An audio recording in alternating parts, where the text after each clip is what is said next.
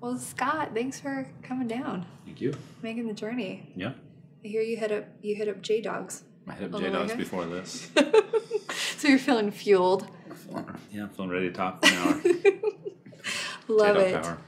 Now, Scott, I want to start at the beginning with you in terms of, we'll get into Woolly, which has been your most recent adventure. Yeah. But you have done so many things up until this point. So give us that start from, you got a bachelor's in international studies and economics and then an MBA in entrepreneurship. So obviously you had a desire to be an entrepreneur. Yeah. But what made you go into international studies and then a decision? Back in the early. Yeah, let's start there. Well, actually, I was an entrepreneur in 99, 98 in high school. I actually left high school to go to UVU, at the time UVSC here in town, in Orem, and I started an online food storage company back when everyone was worried about Y2K. So here I was in high school rolling around with magnets on my truck, a cell phone, and everything. And so I got the bug really early. Yeah. And then I don't know why, Y2K didn't really happen and that business didn't really work out. So I actually kind of got afraid to start stuff for quite a while. So I went normal track, went back to school, did international studies and economics, and kind of worked for other people. I think it's a really healthy thing to do, is to see how other companies are run and then figure out what you want to do. I was always inspired of these companies are great, but I feel like I could do this better, this better, this better. And so I would say that the next 10 years after 99 were training for me to put together all my thoughts on what I want to do when I finally start a company again, get the courage, because I was a little bit nervous to start again once you have a family and once you have a little more to lose.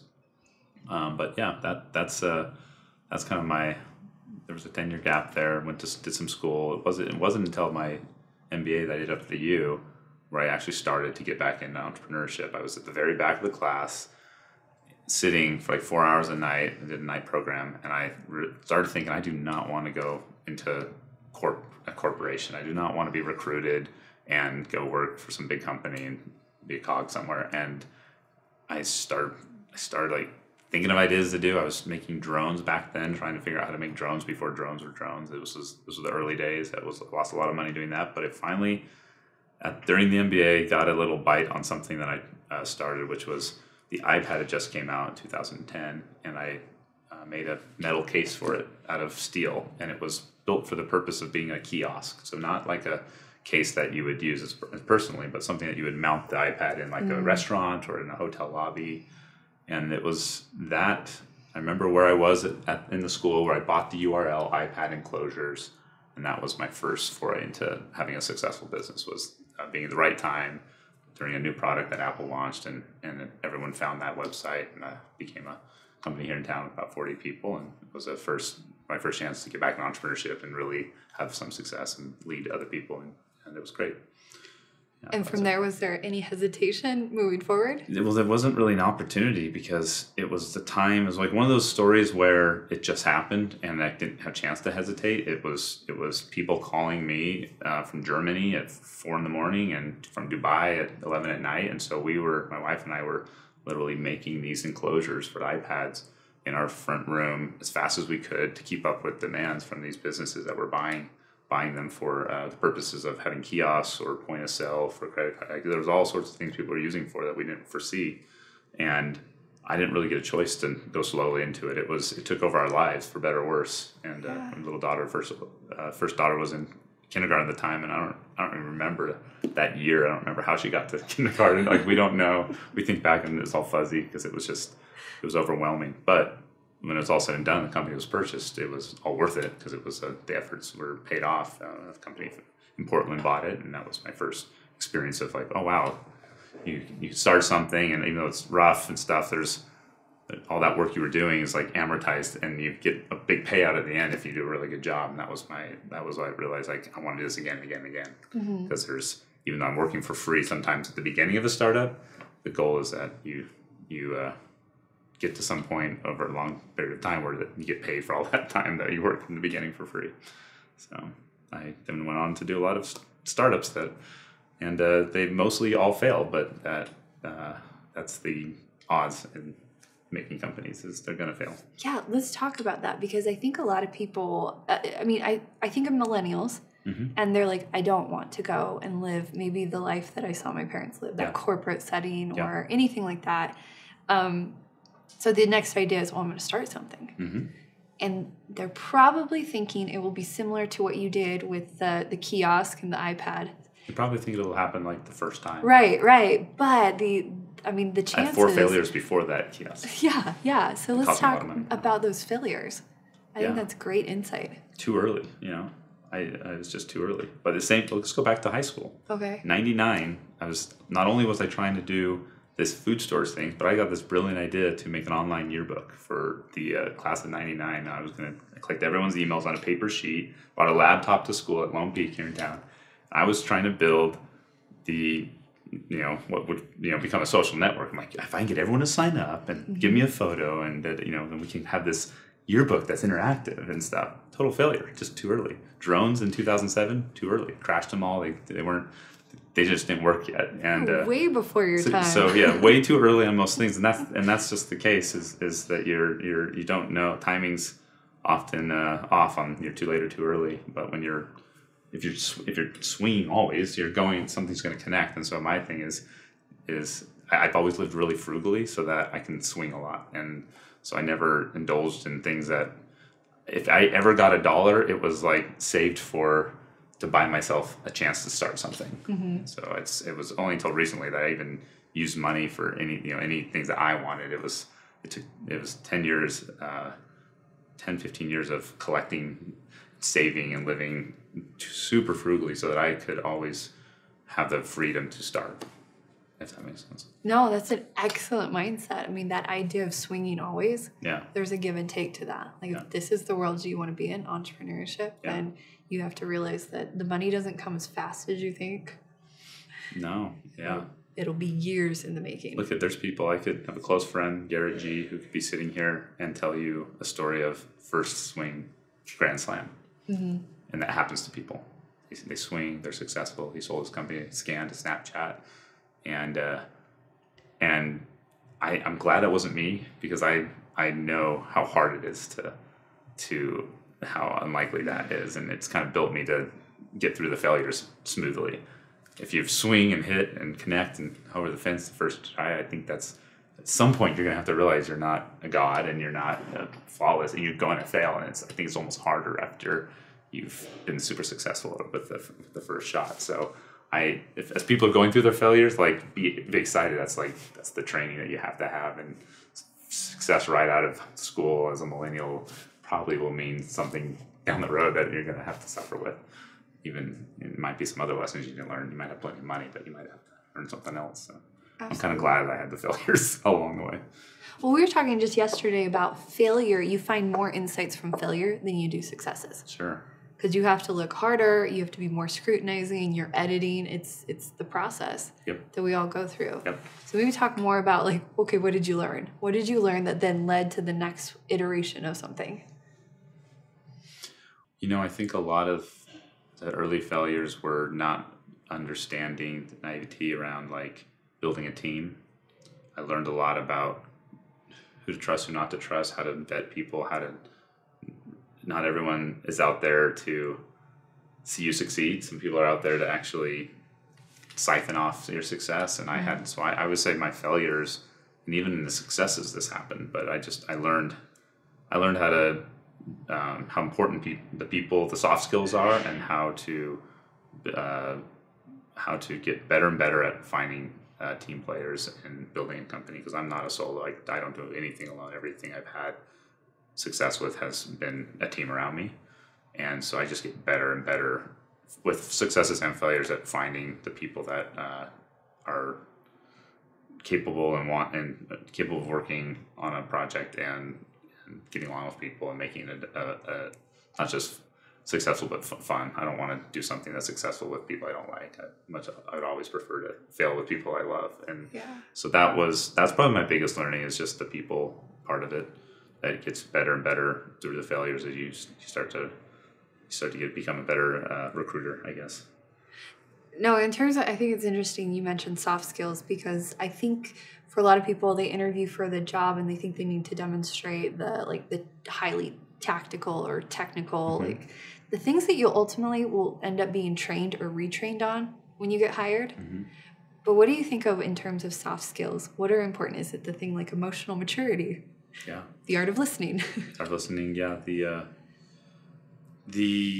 I mean, there are jobs that need, there are definitely jobs out there in engineering and medical where you just can't get away with soft skills. You've got to be a good technician as a craftsman. But for the most part, these soft skills, like you said, are the most important, because a lot of times in a lot of the companies around here, you can train on the other things. And I have almost probably most horrible record of trying to hire that all-star, that, the athlete that can, every time I did that, I hired a CEO one time, total failure for my company. And probably a lot of my part of not maybe enabling that person, but I now look for those young, hungry individuals with soft skills they know how to reach out to people, how to build relationships, they know how to connect over some accolades or some prestigious previous position. I actually like downgrade, like, oh, you have the MBA, you have this, like, I'm looking for that dreamer, the hungry person that actually also knows how to, engage with people and wants to engage with people, and wants to ask questions and learn and listen. So that's again from failures. I've realized that whenever I try to, hire a heavyweight, it's always not worked out well. And some of these diamonds in the roughs have been incredible. So soft skills. I love that. Yeah. I mentor a number of students from UVU. Yeah. And they'll ask about, like, let's focus on hard skills, and what kind of soft skills, and I'll mention the skills that I think will take them the furthest will be things like the art of listening, but also that being interested versus trying to be interesting, which is, again, goes back to listening. But I was just talking to a colleague about, we would much prefer to hire someone that wasn't just raw ambition, but it was the ability, like, it was heart. Like they demonstrated heart for what they were doing. And hopefully you can get both of those in the same package. But if you just have ambition and aggression, it doesn't serve up the same way. No, not at all. Yeah. And it can take away from a team dynamic. Yeah, there's this, I was just at a CEO conference for one of our investors, a local VC called Peterson Partners, and they are ventures, and they had a conference up last week at Deer Valley, and there was a lady named Liz Wiseman who came and spoke about this multipliers. It's a book she wrote, and there's these multipliers and diminishers, and she says, no, you don't want to be a diminisher. There's people that, like, keep people from being creative and keep people from sharing their knowledge with their upper management. Multipliers increase it, and there's this practice of not asking any question, of not saying anything, but only asking questions. Like, she trains, like, CEOs to go to these meetings instead of just coming in and just, laying out the law.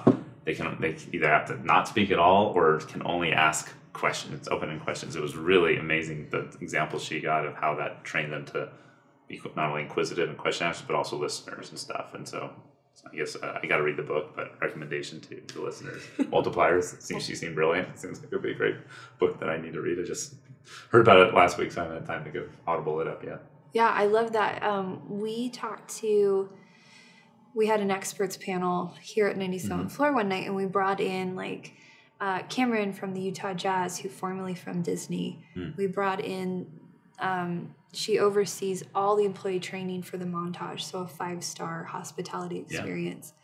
And what we were wanting to glean from them was, okay, these are very much in hospitality, but what can we pick up for our practice of working with clients to delight them, but also to engage our own employees? And I remember what she had said was, you can't empower someone. That comes from within. But you can inspire them. You can carve out kind of the possibility for them, that position within that. But I think of that in terms of those soft skills that you as a leader, you're growing companies, you're hiring people, but then you also have to be like, here's the runway. Yeah. I like that. Inspire, not empower. I like that. Yeah, yeah. Okay. Now let's talk about your latest adventure, being Woolly. Yeah. You launched in 2015. Yeah, kind of underground. Underground. I was at Disney at the time, so that's right. Because I was noticing that I actually highlighted that because I thought that was really cool. You're the VP of Technology and Product at Disney Digital Network. So, a low maintenance gig. Yeah. Tell us what that was about. Well, that was via an acquisition. So I had another company. I started with a founder.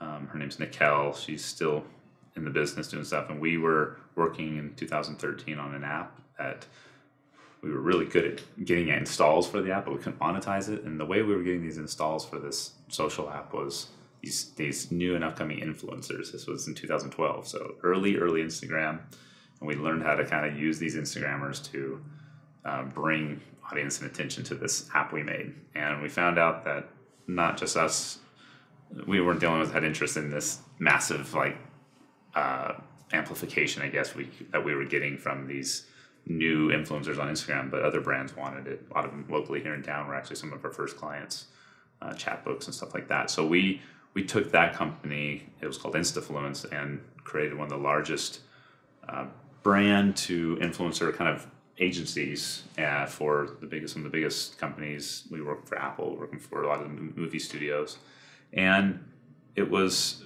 just timing again, because now there's 1 million people doing it. Everyone knows what an influencer. It's ubiquitous now. It's almost a bad word. It's so common. Yeah. But in the early days, it was us doing it on Instagram and Vine and a few others at real big scale. At real big scale, we could do a lot of stuff, and Disney thought that was interesting because they had just bought a company doing that on YouTube called Maker Studios. So they put us in-house, and we got the privilege of building Disney's in-house kind of social influencer product that they would use for their own properties, so the parks and the studios and all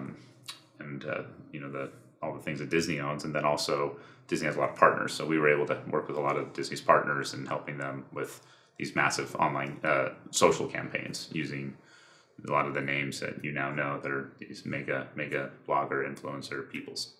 And that was what I was doing, but it was there that I learned that the way it was being done was really inauthentic. I've been at it for about 4 years, and I started realizing it's just kind of this transactional business of paying these people to say something about a brand they don't really know or care about. And I'm like, this can't last forever. So I thought about this idea of how do you better find brands, how do you find a brand's actual influencers, like ones that really care about the brand and already maybe own the products and use them. And that was the request we were getting when American Express or Subaru or some of these brands were coming to us. They said, we want people that use our card already, that have our insurance or drive our cars. And there's no way that we could really do that. We didn't have the data. So I just kind of reverse engineered that whole problem. And I found out how to I would start with the brand. I'd find ways to use their data and their social media and extract from all that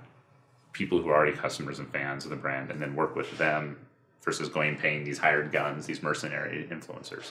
Mm-hmm. And so Woolly is a software that basically helps brands create those relationships, manage them, and do campaigns with their top ambassadors and influencers that have a high affinity for the brand. So that's what we're doing now, and a lot of great clients right here in town and elsewhere. Purple is our marquee, kind of got us started and done great things for the mattress company. And you had Owlet in here. They've tried it, Omi. All these companies all need to tell their story via their customers.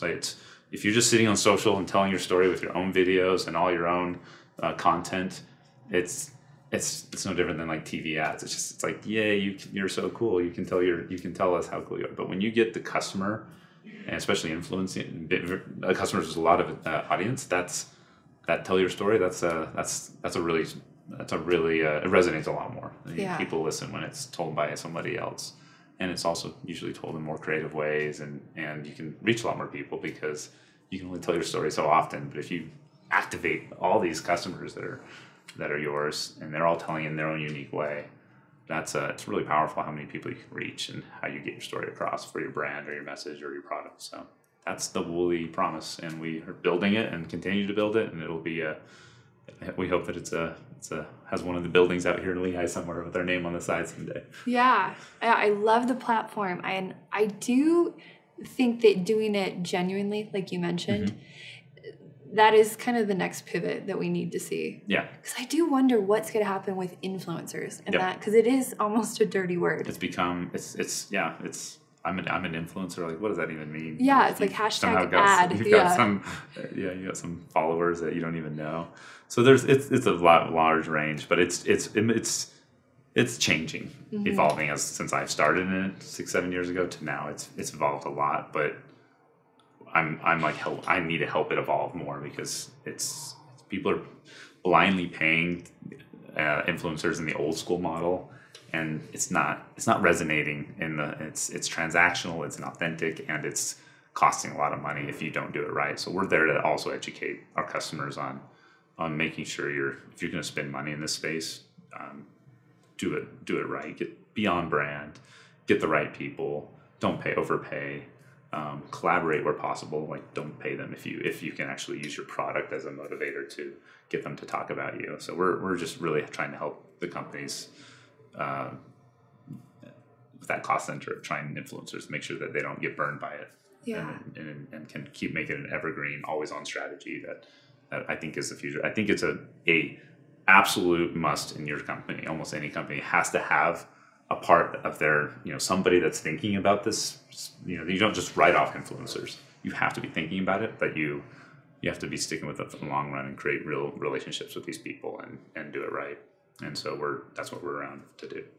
Yeah, and it definitely takes more effort initially. Yeah. But we talk about, like, we build a lot of campaigns, and we, in building those, we try to bake in the influencer marketing within it, so it does feel genuine. Yeah, absolutely. As a digital marketing agency, you guys probably have a lot of times where you're finding a person to collaborate with in the launch of a campaign. Yeah, even inviting, people like yourself to be part of this content creation. We're creating it live, and that will ultimately serve us, obviously. Absolutely. But it also creates something that's powerful. Like, every single interview that we've had so far has been really, really quality for the consumer. Yeah, you're adding value there, and you're interviewing people who have an audience of, I have 10,000 people on LinkedIn that I'll probably share this with because of the quality of the content that you guys are creating. And then you're probably getting your 9-cent Floor brand message, and that's basically what we do for brands is kind of make the highest quality content with collaborations, and then hope that they distribute that. If someone's having a great experience on your airplane, try to make sure you ask them to share that story and stuff. And we realize a lot of brands don't know how to ask their customer to share. They don't give them the tools to share. They don't help them create a micro story that their audience would like. And so we're obviously trying to figure out how to improve that. So it's not just that's the other problem is content. Even if you do love the brand, sometimes it's not a great fit to just say, I love my Geico insurance. How do you post that visually on something? And it's the brands. It's up to the brands to really figure out how to make something that's shareable, that does resonate on the platform they're posting on, whether it be Twitter, Instagram, YouTube, Facebook. And so we're also we're learning this as ourselves, but we're looking at best practices from our clients and sharing them, amongst each other, and trying to get better content on social, because if it's not good, those networks are going to deprioritize it. They know they have the algorithms that look at what's trending, and if you put all this work into something but it doesn't do the job, it's like you threw away money, because it's just going to get buried. Yeah. And we've talked about the idea of, that collaboration is key. Because if you're not doing that, I teach on digital marketing, and I'll say, well, there's 3 ways that you can work with influencers. Mm-hmm. You can market to them, like you just come at them. You can market through them, which is that very transactional. You can see that's like, here, like it's something that doesn't fit, or you can market with them, which is I love it. The collaborative. Send me one of your presentations on this that you teach. This is great. Yeah. Because I talk about this part more than I talk about the technical keyword research and data mining. Yeah. And we talk here of what comes first, the idea or the research around it? You kind of have to have an end in mind. So do you have a great idea and then you research to validate it? But even then, you have to figure out a way that's going to resonate with the person, the influencer you're working with, so that when they pass it on to their audience, they're like, no, I'm in it. Yeah. Like, I'm into this. I'm here for this. Yep. I like that. That's very much, we have different ways of saying it, but that at, to, or through, with is great. I'm gonna figure that out. Yeah, that's what I was hearing when you're like collaborative. Yeah. And let's be honest, the idea of word of mouth is never going to go away. No, it has been and always will be the strongest buying, like how you make buying decisions. Yeah, they'll buy more, they'll buy faster. Yeah, it's word of mouth. Yeah. They'll re-engage. And I think we've hit peak word of mouth, physical word of mouth. And this is kind of a theory I'm making up, so call it whatever, my Scott's theory on word of mouth. But I feel like we are so digital today, and that somewhere in the last 5 years we crossed over from word of mouth used to be around the dinner table, around the, you're at a game, you're at school, and that's how you would share. It would be true word of mouth, like my voice to you. I think somewhere in the last 5 years, I think we switched. You remember how like desktop went to mobile, and it was just there's a clear data mine where more people are now on mobile doing searching. We've hit where now I think the word of mouth is truly, at least here in the U.S. and I would say Europe and other places too, is happening on digital. So the true word of mouth that happens around the dinner table, no, it's happening on digital. So you have to. If word of mouth is what they say, it's like 80% of why people like make decisions, to buying decisions. They usually talk to someone, get a reference or whatever.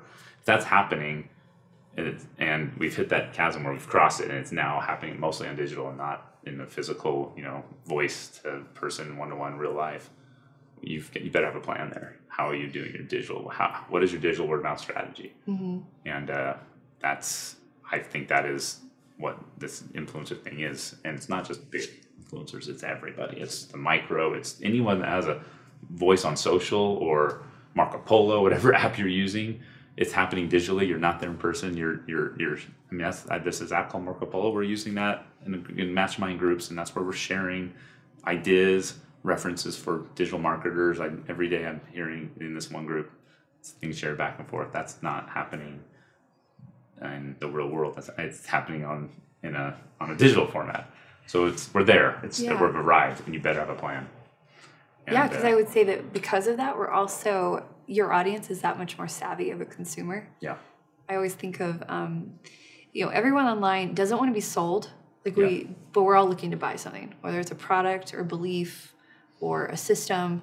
Like we're wanting to buy something, but don't sell me, because we can read a hard sell from a mile away. And I think of it as old school radio, where it's like that radio DJ voice, or the late night TV ads. Yep. The voice. Like we can all hear that. But it's like we want things that are more storytelling. I mean, even podcasts are turning into.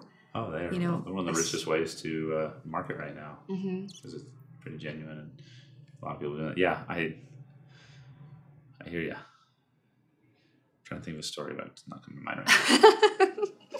Now, in terms of, Wooly, really, you're 3 years into the game? Called 2. Yeah, 2? Took funding a year ago, so we're a year into being full time. Yeah. But I'm an angel investor on the side, so I've done a lot of investments,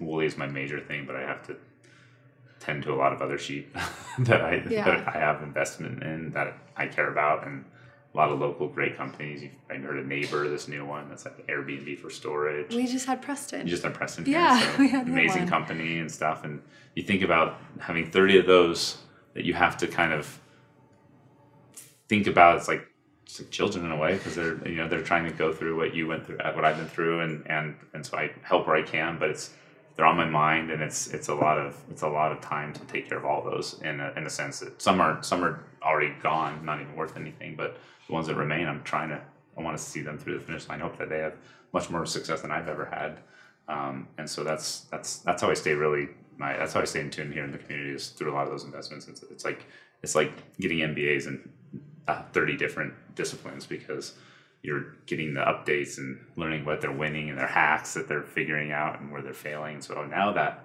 whole me learning from failures is multiplied because of my relationship with all these founders. I now get the inputs times 30, and I'm learning. I think I'm taking on a lot more in a healthy way to help me synthesize some of these theories on failure and what to learn and what's working right now. Because it's changing so fast. What I was successful with 7 years ago doesn't matter anymore. And what we did with influencers even 5 years ago is totally different. Now, in terms of the angel investors, I mean, we had Preston on, we've had Corey from Taft Clothing, where he in particular said that when it comes to those investing in his company, he says he considers them more mentors than anything.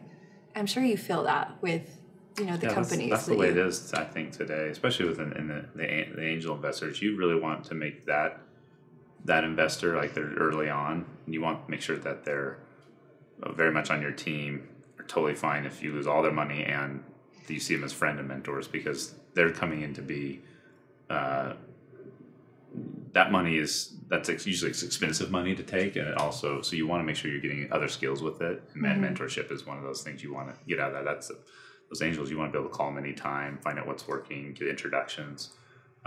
So yeah, for Preston, I know that they took on VC, but they also took on a handful of, I think, strategic angels that can help them with marketing. I was meeting with them yesterday, going over the marketing about putting water bottles everywhere with Niebuhr on them for free, and on all the office around here. It's brilliant. It's kind of telling me the effect of that it had on the installs of the app, and giving him some of the feedback I had. And I see Preston as just a friend, and he sees me as, we share stuff. I mean, you can call me mentor. I think he mentors me too, because, like I said, he's in the forefront right now and trying to build a marketplace, something I've never done.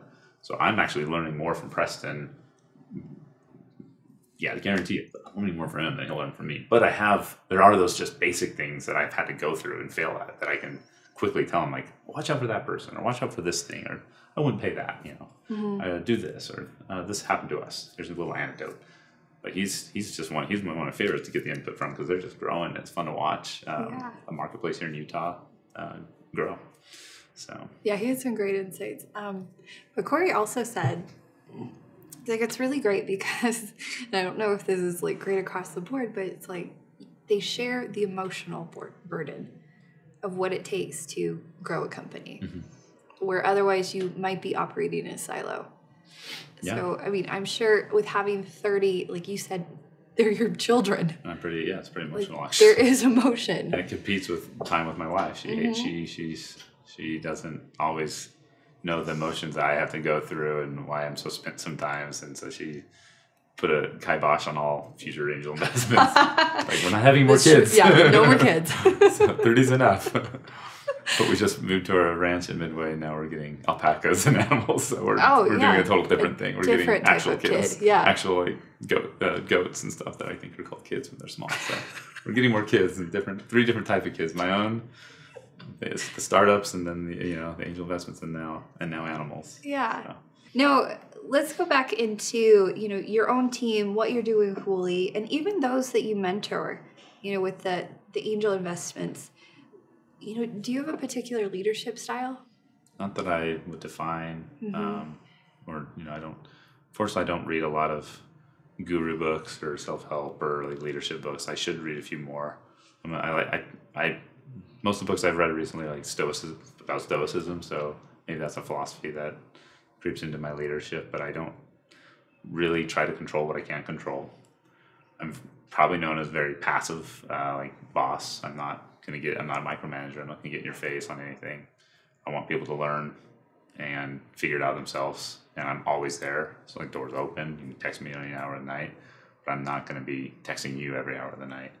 And some people really react to that well, and others, I think they grew up in a school system that, like, they need to be prodded, and that's unfortunate that, like, we're raising a society of kids that are just want to answer test questions and be told what to do all the time. I think curiosity is getting killed a little bit in some of the public schools, and but that's the best plays I've ever had are those hyper curious, wanting to learn, wanting challenges, and not afraid of the failure, and just even a little task. So I do like I say my leadership style is more of the I don't know what you call that, but I think it's stoicism. Well, stoicism is one thing, but effective. But having just a philosophy of leadership versus having. Kurt and I were talking about this. He's like, yeah, I asked for these recommendations for books from people that I admire. He said, I thought there'd be more overlap, but it ended up I have 30 books to read. Interesting. And they're all different books and different approaches to leadership, where a single philosophy might be just and it's not even it's not even a leadership. It's a philosophy for life. So it's just a philosophy for life, and I want to practice that. I'm a crappy stoic, but I at least aspire to be better, and there's some sound principles, and I think they bleed into my leadership style, and so I think that would sum it up. I just there's so many contrary ways to lead, and books out there that I think say one says something, one says another, and so I'm just like I don't know. It's like a diet or something. They change there's always a new diet every 5 years. It's opposite of the one before, and so I'm just gonna do my thing, whatever it's been. It's worked somewhat. Hasn't led me too far astray, and I feel like I can still put those teams together, and they can go ask people about me, and they're not gonna get like, oh, I never worked for him. You won't learn anything, and that thing's going down. It's gonna fail. That's not what someone's gonna get when they look for reference on what it's like to work for Scott Paul. They're gonna probably hear other stories that are crazy, but it won't be that they're not gonna improve, learn, meet great people, and possibly have a chance of another success at one of my companies. So it's important to me that reputation goes out there versus something like, oh, he's a really crappy leader, he's aggressive and and he'll call you out in public and make you feel like an idiot. I don't want that. I don't want to be that person, but I may have been that to some people, and I apologize, but I don't. An apology, but I don't. It's not something It's the opposite of what I want to be known for. Right. I mean, that open framework is a strong filter for some people. Like that opportunity to, okay, here's the end result that we need you to achieve. How you do it, in what way? Like, you're right. Some people are like, it's crippling for them. Yeah. They can't self-manage that much, nor do they want to. No. And there's plenty of places where the people can go that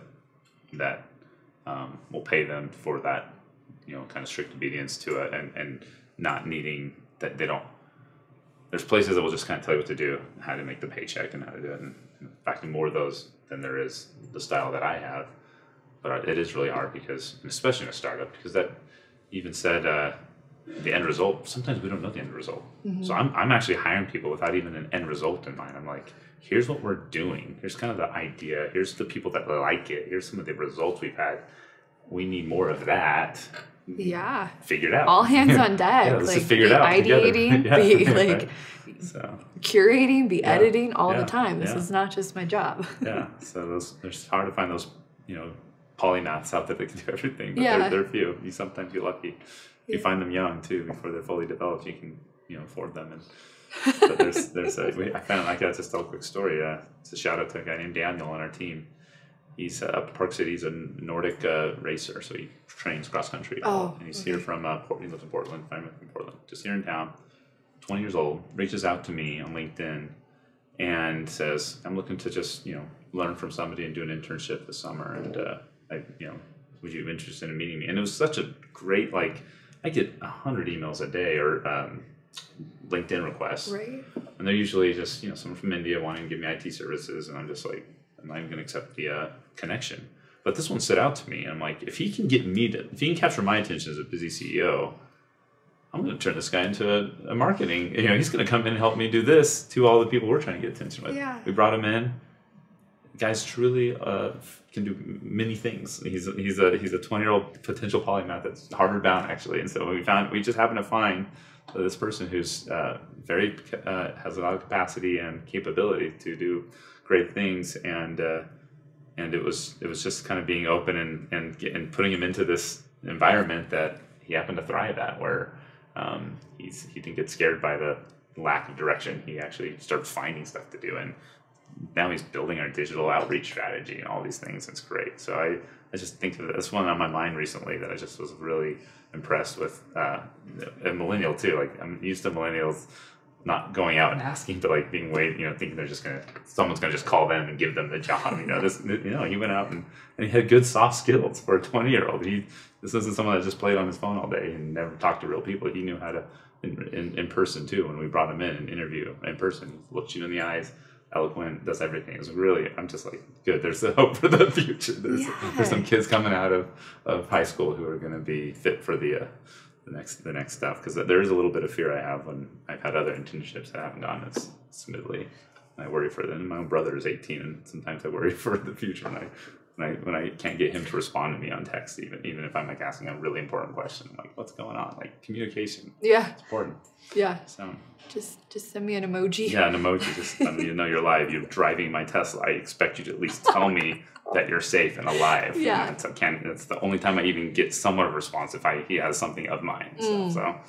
So hopefully he'll never see this. Don't make me actually ask wanted the to see car. this. Watch Yeah, this, Kevin. Right. This is for you, Kevin. Yeah, this is your message. And I think that goes back to that demonstration of ambition with heart. Yeah, it's like that ability to reach out to you with confidence, but also be genuine. Like, you don't have to respond. I understand I'm taking some of your time, but man, this is my ask. And if you say yes or have a follow-up, then I think you can anticipate how people will express like gratitude. Yeah. There's not an entitlement to it. It's like, I'm in a position right now, I don't have a lot to offer other than genuine interest in being someone that works, closely with you. I really think that, like in the interviewing, I just don't know how people do it today. Like, but the interviewing and kind of putting your resume out there, I think the strategy of just doing that, you could go to almost any CEO here in town and do a really genuine outreach directly, and you would be surprised what kind of result you'd get from people that if you did that. I had a friend that came to town about 5 years ago where he was working for that refugee group. It's called, I can't remember the name of it, but they do all the international IRC. They do international rescue, they do something. He came to town as a 22-year-old from Arizona, reached out on LinkedIn to every CEO in town and said, I want your help to mentor refugees. I was one among that list. Jeremy Andrus, Davis Smith, all some of the who's who in town. Not me, I'm not in that list, but Jeremy of Traeger and Skull Candy at the time, and Davis Cotopaxi. Every one of them responded to it. Like, most of the people he reached out to, this 22-year-old responded and ended up mentoring refugees. And now he created a relationship with 20. He goes to dinner and lunches and breakfast with the 20 who's who of Utah, from a 22-year-old out of state or came into town because he reached out genuinely with an awesome opportunity for DCOs to mentor refugees that were trying to just get a business off the ground. And I just think about that. Like, if he wanted a job at any of those places, he could have had it too. He's that type of person. So it's like that whole knowing how to reach out, be genuine, say something different than the rest of the world's saying, and go right to the top. You'd be surprised at the responses you can get. And so I think the whole kind of going through the hire process of the open job position on the website and stuff is throw that out the window. Yes. Try something different. Go right to the person in charge. Bring them something that they realize this is bring an analysis of what you think you could do, that you saw something that they were kind of not doing right or something. Anything, just shock them and be genuine about it, and you'll get a response. We don't, CEOs are busy, but we can read I think we get excited to see that generation coming up and being assertive in that type of way and genuine and trying something different. That's what we want in our organization. So if we see that in someone on the outside, we'll probably pull them in. Yeah, I'm so glad you said that, because going back to mentoring, inevitably it will get to that.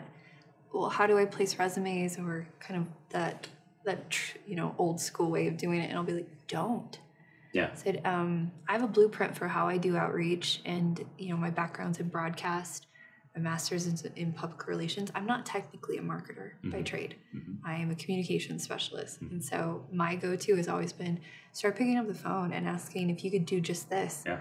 Can I have 30 minutes of your time? I would love to ask you some questions about yourself, your history. Start doing that within companies. Yeah. Key individuals in companies that you would want to work for. Yeah. That's a way better way to be top of mind than to submit a resume that's going to go into a pile. 100%. Even if it's a podcast, even if you start a podcast that has no listeners, and you just say, I have a podcast that tries to get from the CEOs the best lesson they learned in their youth that make them who they are. That's the whole purpose of the podcast. People respond. CEOs like to talk to them. I like to hear myself talk. Yeah. That's how we are. We're like that. So 30 minutes of talking about me. You give a CEO a chance to talk about themselves. Yeah. You're going to be, as a 22-year-old with a mic, any CEO here in Utah at least, getting them to tell them one lesson to the next generation. And you know what? After you do that, you're probably going to you're probably going to be able to do some small talk with that person, and if you want a job at that company, you're got a much better chance after interviewing the CEO, asking him questions, than you do putting your resume in a list of 4,000 other people. So yeah, and following up with them with, Yep. could you introduce me to the next person Yep. I need to talk to? Yep. Like it 10x's your efforts, Yep. and it does it in a way that's genuine. You're creating, again, it goes Oh, back to and that, by the way, like, it's free. Like it's podcast's free. free. I mean, Yeah. maybe $20 to syndicate it across a few different. You're literally apps. collaborating, like you're co-creating content in the moment. 10 times out of 10, it's worked for me. And I want to know that stuff. I want to know what one key thing that Jeremy Andrews thinks that helps him now that he can learn, he would have learned in his youth. Whatever the question is that you make up, those are things we want to know. That's content. And he wants that's to shareable. share it. Exactly. So I feel like it's an offer that is mutually beneficial, even though a lot of my students have said, I feel like I'm in a position where I'm asking, but I can't give. Yeah. I'm like, you would be surprised. But the only problem is now if like 1,000 students go and do that, every CEO is going to be like, what is this new spam? What is happening here? What did Gary Vaynerchuk say? Because it's ruining our lives. Gary V. Because he seems Everything to goes have back to Gary V. trend something somehow. But to the point that like you can organize a way to get an introduction in a way that is powerful for the recipient who's well immersed in his craft, has all this years of experience, where you're like, I get hundreds of messages per day, but this one stood out because they weren't just like, hey, I'm really expert at this, and this. It was like, hi, can I talk to you? Yeah. It's about different. You? Yeah. It's different, yeah. Yeah, it feels about nice. You, yeah. It's someone to talk about. Now, last question for you is the question I ask everyone. It's a bigger question, but it's, Scott, what do you hope to be remembered for in terms of your legacy? That's really funny because I've been thinking along that line lately. Like, what do people get? What type of legacies can people leave in today's world? Like, all of these digital snippets going to be like the books of old. Like, like books seem to be, long books seem to be like and music seem to be these two things that live on. I think I was reflecting because of Aretha Franklin just died, and she's out in Detroit having all these people celebrate it, and her music, she's leaving a legacy with music that'll be remembered forever. And I'm just trying to figure out, like, all these digital marketers and these content creators that have these YouTube channels that have potentially more reach than even Aretha Franklin ever had. But is it like going to disappear? Like, I feel like there's something that's just not sticky with all this digital stuff that people are producing and their influence. Yeah. So I don't think I have done anything that's going to endure. My companies are all sold and run by other people. I haven't invented anything that's phenomenal. So I don't really have much of a legacy beyond my family that is going to endure. I don't even have a son, so my name's gone. Everything's gone. So I've been thinking, I got to do something. I don't like the idea of that. So two things. I'm going to probably someday make some work of art that I feel like is either a book or a story. But more importantly, I'm really weird about clothes. And so anyone that knows me knows that I hate clothing and fashion. Don't hate me on this. It's just my thing. I don't like fashion. I don't like clothing. So I want to create a uniform that I wear for the rest of my life. At some point, it's like, I don't think it's fair that like the Dalai Lama gets to wear orange wherever he goes all the time. Or it is fair, but it's like he can go anywhere in his awesome robes and no one's going to say anything. So I'm going to figure out what that thing is for me, and I'm going to wear it for the rest of my life. So I've been for 5 years experimenting with materials, trying to figure out how to build my thing, and maybe my legacy will be this super technical like spacesuit that everyone starts to wear that doesn't want to think about clothes anymore, because it's going to like wash itself in like 10 minutes. That's the other cool thing. So it's going to be an outfit that also washes itself super fast. So you just really need two of these things, and it's coming. And if not that, a toga. Not that, but there might be a toga. It might be a technical toga. I'm not mad at that. This could be a technical toga. A technical toga. But that's my legacy is probably going to be clothing, and I'm the least likely person to create something in that space. But I actually have made 4 clothing investments just to, again, get the inputs from that space, so that one day I can use either one of these. If one of these companies either succeeds or fails, I'll try to say, okay, here's the next project, and here we go, and we're going to figure out how to make this, Star Trek suit or whatever this thing is. I have no idea what it looks like, but the idea is that it lasts forever and you can wear it every day and it washes really fast. I love that. That's my. It's probably. I think females will be the last to adopt it. I found more guys that are into this idea. I don't know. You guys already get the benefit of being able to throw on like one dress and go out. And like jumpsuit. Yeah. We have to do a few more things, and I kind of have envy there. So I want to create something jumpsuity for the male population too. I'm a fan. I mean, because these interviews, I'm decision fatigue. Okay, so the decision fatigue is where it's at. So people don't want to think about that stuff too much. At least a lot. There's a population that doesn't want to think about stuff in the morning. Yeah, I mean the on the go where it's like I don't want to think about what I'm wearing. And if I'm just always wearing the same thing, there's no expectation to be like more fancy or if we all less did fancy. it, if we all did it, one of the thought experiments I have is that if we were all blind, we would probably create this outfit that I'm talking about. Because if we were all blind, the colors. We optimize for comfort, for utility, and making sure it's good when it's cold, good when it's back hot, all that stuff. So the philosophy is try to create this thing that if we were all blind, what would we wear, and then add some fashion sense because we're not blind. So we kind of have to take that and then add something for this. Since we're all seeing, we have to make it not atrocious. So this is where I'm starting. This is going to be a lifelong project to create this outfit.